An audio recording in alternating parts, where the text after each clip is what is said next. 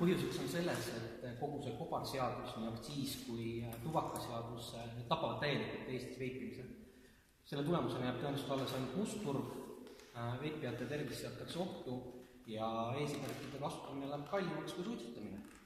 Kas te võime räägida sellest, et e-sigaretid on mingi alternatiiv tavasigaretile, vaid parem alternatiiv?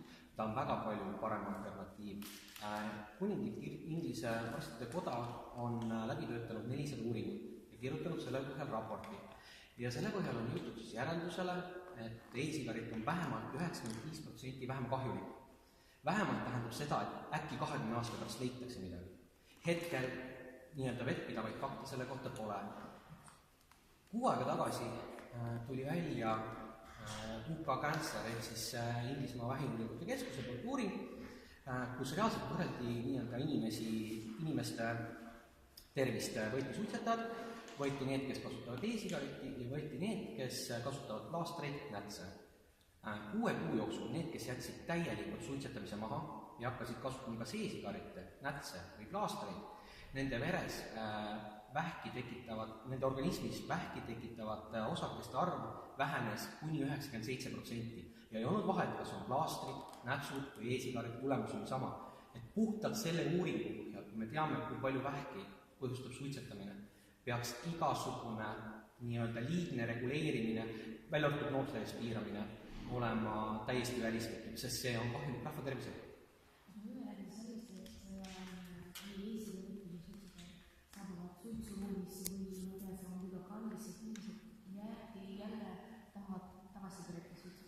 Jah, see võimalus on kindlasti olemas. Osad läheb võib-olla tagasi suitsetama. E-sigareti kasutajate suitsuruumi suunamine on sama nagu anonüümsed alkohoolikut ja koosolekut teha baaris. See ei ole nagu normaalne koht, kuhu neid suunata. Ja mis otsust sa tahad saada? Me tahame, et aktsiis ei tuleks, sest see teeb kallimaks. Kui suitsupakki hind tõuseb, siis on mõtet uuesti aktsiisist rääkida, sest me peame võrdlema kogu aeg suitsupakkiga. Me tahame, et maitsid jääksid alles, sest et 80% e-sigareti kasutajatest kasutavad maitsestatud vedelikke.